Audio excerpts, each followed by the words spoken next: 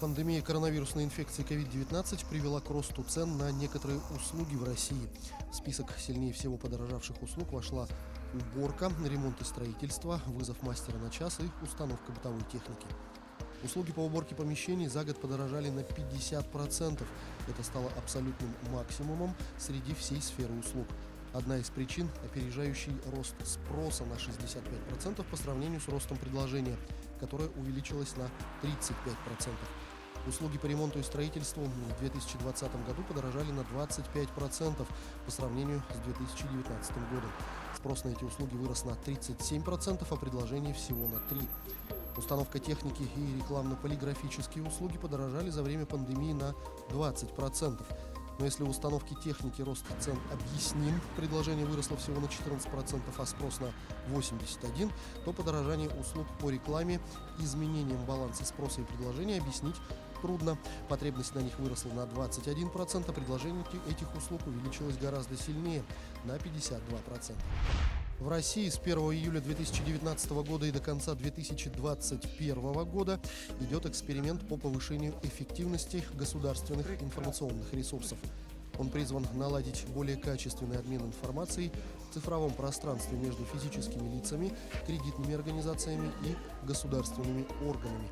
Так, например, в личный кабинет на портале госуслуг могут добавить вид недвижимого объекта, его кадастровый номер, данные о гражданине, на которого собственность зарегистрирована, а также ее адрес, площадь, стоимость, размер доли в праве, общей собственности и прочее. Отмечается, что данная информация будет доступна на госуслугах только для просмотра. Получить выписку из Единого государственного реестра недвижимости не получится. Федеральная налоговая служба начала запрашивать поквартальный прогноз изменения цен на базовые продукты до конца года. Запросы поступают производителям продукции. Интересующая налоговую информация касается отдельных видов социально значимых продуктов первой необходимости на текущий год.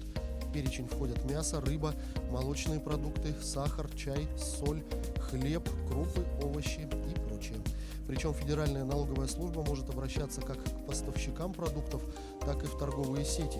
Эксперты считают, что запрос от налоговой выглядит странно, так как не имеет никакого отношения к исчислению и уплате налогов. И закон не обязывает предоставлять прогноз изменения цен на товары, то есть налоговая не вправе требовать такую информацию.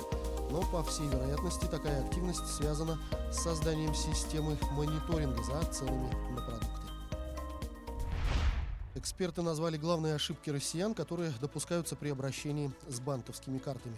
Общая ошибка владельцев дебетовых и кредитных банковских карт – беспечное отношение при использовании банкоматов и устройств для внесения наличных или совершения операций со счетами. Так, многие россияне даже не обращают внимания на наличие в банкомате устройств считывания или дублирования карты, камер, направленных на клавиатуру, и иных мошеннических устройств. Другая ошибка – незнание условий использования карты и возможных комиссий. Владелец может не понимать термины, срок действия льготного периода, из-за чего он упускает дополнительные возможности. Ряд банков позволяет своим клиентам выбирать опции, связанные с иными банковскими продуктами, позволяя сэкономить или больше заработать. Эксперты советуют выбирать банковскую карту, воспринимая ее как инструмент, который должен быть удобен, выполнять свои задачи, а также приносить некий профит в зависимости от требований. Обновленная стратегия развития лесного комплекса до 2030 года позволит к 2024 году качественно восстанавливать 100% вырубленных или погибших лесных насаждений.